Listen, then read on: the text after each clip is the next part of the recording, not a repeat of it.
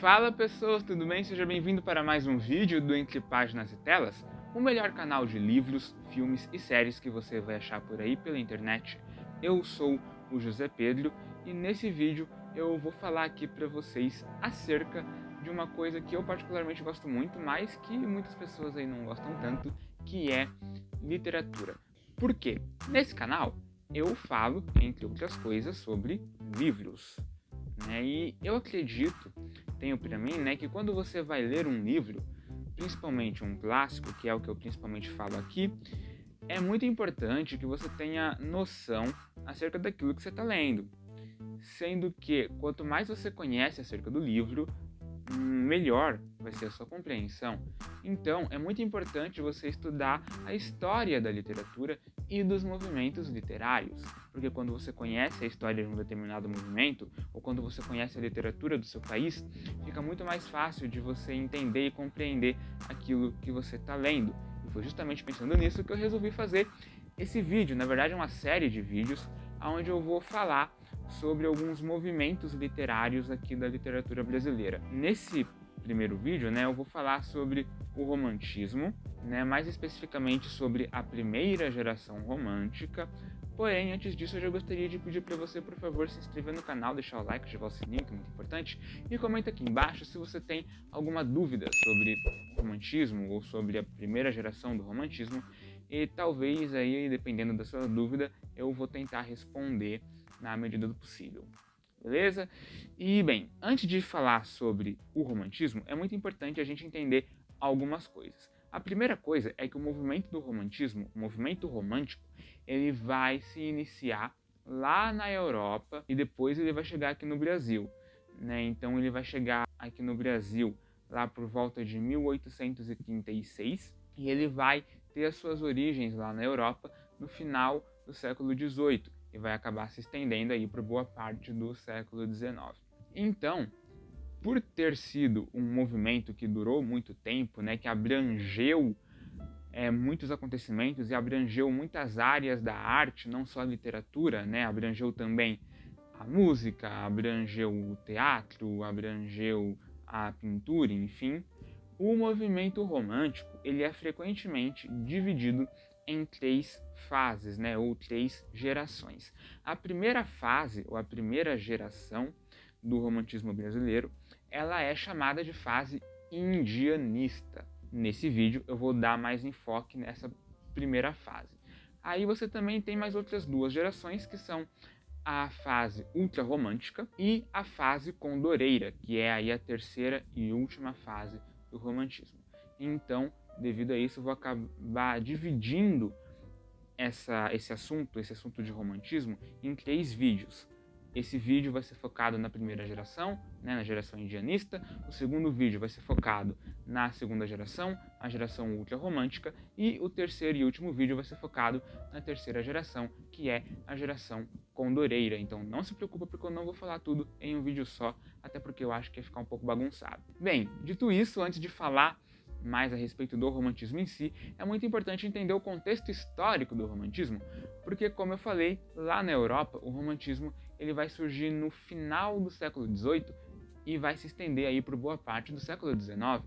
Então, lá na Europa, o romantismo ele vai ser grandemente afetado por muitas transformações, como, por exemplo, a primeira Revolução Industrial e a Revolução Francesa. Então, esses dois acontecimentos eles vão gerar grandes mudanças na Europa, tanto no âmbito político, econômico, social, e essas mudanças políticas, sociais e econômicas vão acabar afetando a literatura também. E como era, e é até hoje, o Brasil ele vai ser grandemente influenciado pelo que acontece na Europa. Então, se você tem mudanças na Europa, inevitavelmente essas mudanças vão acabar interferindo no Brasil. Se você tem um movimento literário surgindo na Europa, inevitavelmente, uma hora ou outra, esse movimento literário vai acabar chegando no Brasil. E foi o que aconteceu. O romantismo, ele tem aí o seu marco de início aqui no Brasil no ano de 1836. Sendo que, se você é bom de história, você vai perceber que nesse ano, de 1836, o marco do início do romantismo no Brasil, o país ele também estava passando por muitas mudanças, porque lá em 1822 você tinha tido a proclamação da independência, ou seja, o movimento romântico, principalmente essa primeira geração, né, ela vai ser grandemente influenciada por essas mudanças que vão estar ocorrendo no país em consequência da proclamação da independência. Até se você for comparar as datas, né, são muito próximas. Em 1836 você tem o início do romantismo no Brasil e em 1822 você tem a proclamação da independência, né? Então são apenas aí 14 anos de diferença. Então, sendo assim, né, você vai ver que os artistas dessa primeira geração do romantismo, eles vão ser grandemente influenciados por um sentimento nacionalista e um sentimento patriótico muito forte, porque agora o Brasil ele não era mais uma colônia, ele era um país, uma nação independente. E todo esse sentimento nacionalista, patriótico, ele vai acabar interferindo na forma como os artistas românticos vão fazer as suas obras. Então, já anota aí, né, que uma das principais características da primeira geração do romantismo é justamente o nacionalismo e a busca por uma identidade nacional. E o que eu quero dizer com identidade nacional? Para pensar. Durante muito tempo, tudo que chegava aqui no Brasil de literatura vinha de Portugal. Ou era coisa que chegava de Portugal para cá, ou era algum português que vinha para cá e escrevia sobre o Brasil. Então você não tinha uma literatura que fosse verdadeiramente brasileira. Sabe, uma literatura que fosse feita por brasileiros de verdade para que outros brasileiros pudessem ler. Então, justamente por isso, envolvidos desse sentimento nacionalista, os artistas românticos eles vão buscar por uma identidade literária nacional. Eles vão buscar construir uma literatura que pudesse representar a nação, que pudesse representar o Brasil e que pudesse representar os valores do povo brasileiro. E é aí que vai surgir uma questão muito interessante, porque se eles querem construir uma identidade literária nacional, se eles querem construir uma literatura que represente o país, que represente a nação, que represente o povo brasileiro, como eles vão fazer isso? Não é? Surge essa dúvida, como que eles vão conseguir representar o povo brasileiro? Como que eles vão arranjar um símbolo que seja capaz de representar a nossa nação que estava em processo de formação? E aí, os artistas românticos brasileiros, eles começaram a olhar para os artistas românticos europeus e eles perceberam que os artistas românticos europeus, eles tinham o costume de usar a figura do cavaleiro medieval como essa figura de herói nacional, como sendo esse símbolo que representava o país, né, e que representava um povo e uma nação. Porém, nós, aqui do Brasil, não temos cavaleiro medieval, nós não tivemos Idade Média. Então, fica a pergunta, né? Bom, os europeus, eles usam o cavaleiro medieval para representar a sua nação, representar o seu país. Só que nós, aqui do Brasil, não tivemos cavaleiro medieval, então como é que vamos representar o país? Então, eles começaram a olhar para o passado, eles começaram a olhar para a história do nosso país, né? Então eles começaram a perceber, bom, nós não tivemos cavaleiro medieval, nós também não podemos representar o Brasil através da figura do português, porque ele é português, né? Ele não é brasileiro. Nós também não podemos representar o país através da figura do negro, porque ele também não é daqui, ele veio de fora. E aí, foi nesse momento que os artistas românticos brasileiros esbarraram na figura do índio. Não é quem melhor para representar o país, quem melhor para representar a nação, quem melhor para representar os valores do povo brasileiro do que o índio, né? O ser que já estava aqui desde o princípio. Então, enquanto que os artistas românticos europeus utilizavam a figura do cavaleiro medieval para representar a sua nação, a figura do cavaleiro medieval como herói nacional, os artistas brasileiros vão usar a figura do índio. Na falta de um cavaleiro, nós temos o índio.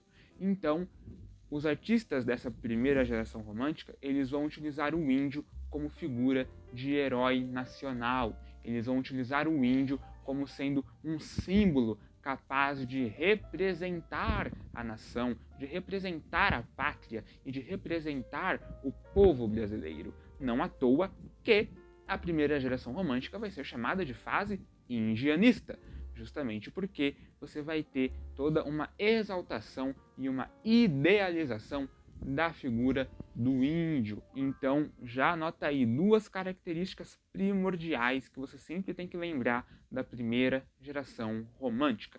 A primeira delas é o nacionalismo, né, e a busca por uma identidade nacional, né, a busca por uma literatura que fosse mais brasileira, não é, digamos assim. E a segunda característica muito importante é a utilização do índio como figura de herói nacional, a utilização do índio como uma espécie de símbolo que fosse capaz de representar o nosso país e de representar o povo brasileiro.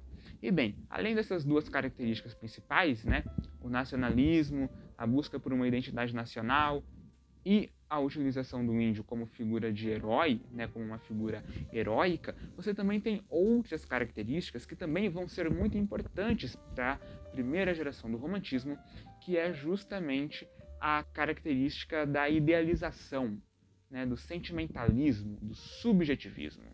O artista romântico, ele vai ser um artista que vai idealizar, que vai ser muito apegado ao sentimento. Então, diferente do realismo, né, que vai vir depois do romantismo, que vai ser um movimento mais pautado na razão, o romantismo ele vai ser um sentimento muito pautado na emoção, no sentimento, no idealismo, né? Até por isso que o movimento romântico vai ser conhecido como um movimento bastante egocêntrico, porque vai focar muito nos seus sentimentos. O artista ele sempre vai dar muito enfoque para os seus sentimentos e para os sentimentos dos seus personagens.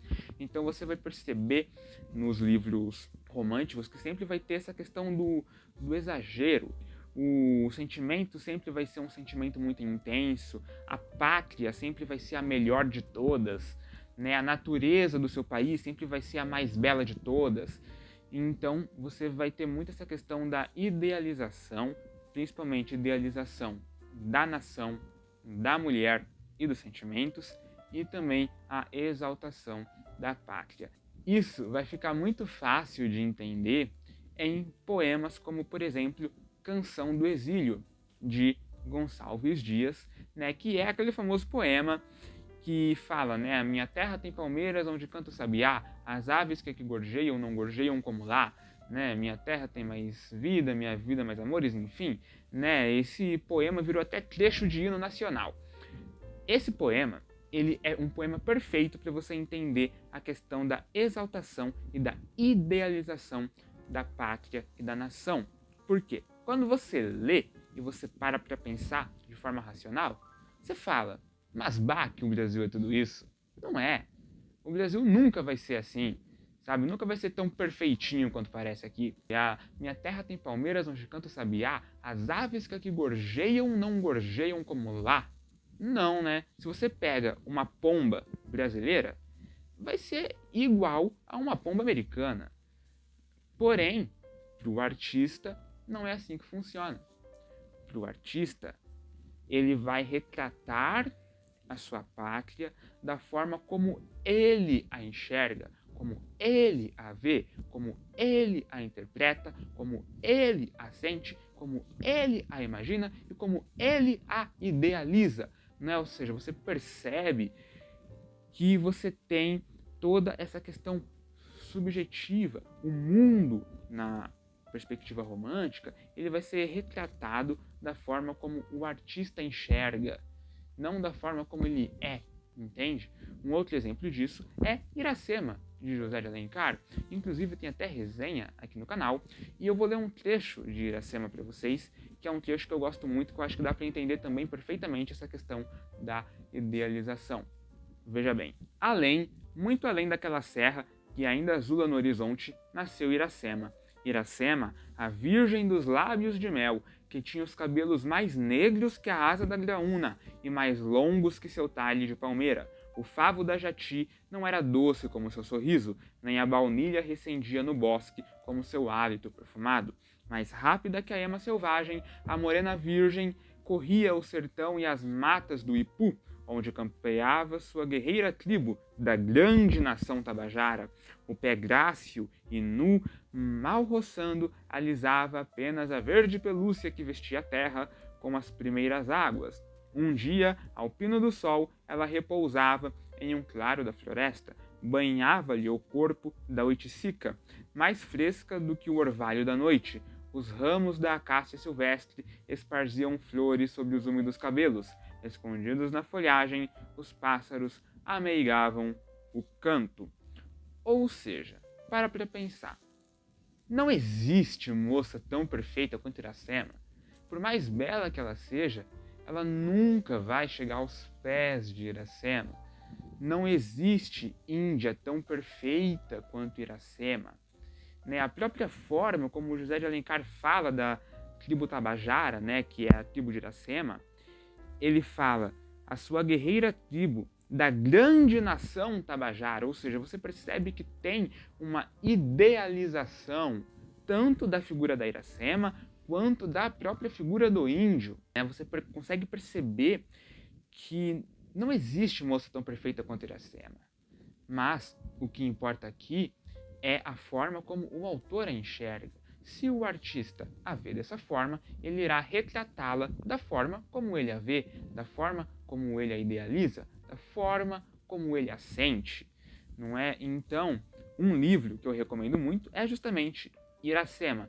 Eu acho que se você ler Iracema, você vai conseguir entender perfeitamente toda essa questão, da exaltação e da idealização do índio e da pátria na primeira geração do romantismo. Aliás, aproveitando que eu falei aqui de Iracema, José de Alencar ele vai ser um dos maiores escritores, não só do romantismo, como da literatura nacional como um todo. Ele, além de escrever Iracema, vai escrever outros livros também focando no índio, como o Guarani e o Ubirajara. Então você tem essa tríade indianista de José de Alencar, que é Iracema, o Guarani e o Ubirajara. Desses três, eu li apenas Iracema, então eu não posso falar muito sobre o Ubirajara e o Guarani, mas, falando especificamente de Iracema, é um livro bem legal, eu recomendo que todos leiam. E, além de José de Alencar, que vai ter um papel muito importante na prosa, você também vai ter muitos poetas que vão ter um papel muito importante, obviamente, na poesia, como, por exemplo, Gonçalves de Magalhães e Gonçalves Dias, E aí você também tem uma outra característica do romantismo, é que o movimento romântico no Brasil ele vai se destacar tanto na parte da prosa quanto na parte da poesia. Se você não sabe a diferença de prosa e poesia, basicamente a poesia é aquele texto dividido em versos, estrofes, na sua grande maioria tem métrica, mas também não é obrigatório, tem poemas que não tem métrica, mas na sua grande maioria vai ser versos, estrofes, métrica, rima e assim por diante, Já a prosa, o texto em prosa, ele vai ser um texto corrido, aquele texto que vai até o fim da linha. Para ficar mais fácil, eu vou colocar uma imagem, vou pedir para a edição colocar uma imagem aqui na tela de um texto em prosa e de um texto em poesia para você entender, Eu acho que vendo fica muito mais fácil de você entender a diferença entre os dois.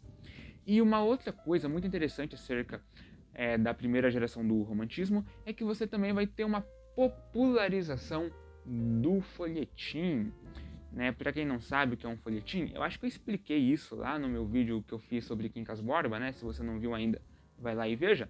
Mas basicamente o folhetim é uma publicação periódica de uma história que acontecia juntamente com a publicação do jornal. Então, por exemplo, vamos supor que você está lá no século XIX e você é assinante de um jornal semanal. Aí toda semana chega para ti um exemplar de um jornal. Aí junto com esse exemplar do jornal vai vir um capítulo da história. Aí você vai ler esse capítulo e na semana seguinte, quando vier o outro exemplar do jornal, vai vir o próximo capítulo da história. Aí na semana seguinte vai vir o outro capítulo, na próxima mais um capítulo, na próxima outro capítulo, e assim vai até terminar a história, né? Eu gosto de comparar os folhetins como sendo uma série. Sabe aquela série que tu assiste, que publica um episódio por semana? O folhetim era basicamente assim. O artista, ele publicava um capítulo por vez, né? E esse capítulo, ele chegava para você junto com o jornal. E o folhetim, ele vai fazer muito sucesso. E justamente por fazer tanto sucesso assim, você vai ter a formação de um mercado, a formação de um público consumidor, né? Então você vai ter aí, pela primeira vez na história brasileira, pessoas realmente ganhando dinheiro fazendo livros, né? Por mais que não seja muito, porque se você for parar para pensar, né, até hoje é assim, né? Sempre foi difícil viver de literatura, né? Se você analisar, a maior parte dos artistas brasileiros, além de escrever, eles também tinham outra profissão em paralelo, né? Porque eles não conseguiam viver apenas da venda de livro, mas pelo menos você tinha aí a formação, né? O início da formação de um mercado e de um público leitor, sabe? Então, imagina você quando você quer ver um episódio daquela série que tu gosta e aí você chama os seus amigos para assistir com você, ou quando uma família se reúne para ver um episódio de uma novela. Então, era assim com os folhetins, né? Sempre que saía um exemplar, era comum, né, que as pessoas se reunissem ali para ler, para discutir e assim por diante. Então, recapitulando aqui, as principais características da primeira geração do romantismo que você precisa lembrar. A primeira delas é o nacionalismo e a busca por uma identidade nacional. A segunda é a utilização do índio como figura de herói nacional, né, como sendo esse símbolo que representa o país e a pátria. Você tem a idealização e a exaltação da nação, do índio e da mulher, né? Então você vai ver que as narrativas românticas elas vão ser muito idealizadas. Você também tem um foco muito forte no sentimento. Então, enquanto que outros movimentos focavam mais na razão, o movimento romântico ele vai focar muito no sentimento, na emoção, no subjetivismo, né, na forma do artista de ver o mundo. E também, uma outra coisa muito importante é que você sempre tem que lembrar de alguns nomes, né? Principalmente José de Alencar, Gonçalves Dias e Gonçalves de Magalhães. Aliás, se vocês quiserem, eu posso fazer um post no meu Instagram falando, né, mostrando ali os principais artistas dessa primeira geração romântica. Quem sabe fica aí mais fácil de você lembrar e levar na memória. Mas nunca esqueça desses 3 nominhos: José de Alencar, Gonçalves Dias e Gonçalves de Magalhães. Bem, eu espero que vocês tenham gostado desse vídeo, né? Eu acredito que eu tenha explicado bem, pelo menos essa primeira parte da geração do romantismo. Se você não entendeu alguma coisa, deixa aqui nos comentários ou vai lá no Instagram, manda mensagem que eu vou tentar responder para você na medida do possível. E não se esquece de se inscrever no canal, deixar o like, ativar o sininho, que é muito importante, e comentar também sugestões de vídeos, né? Caso você tenha aí algum tema que você queira que eu fale aqui no canal, comenta aqui embaixo também, que eu faço aí com todo prazer. Um abraço e até o próximo vídeo.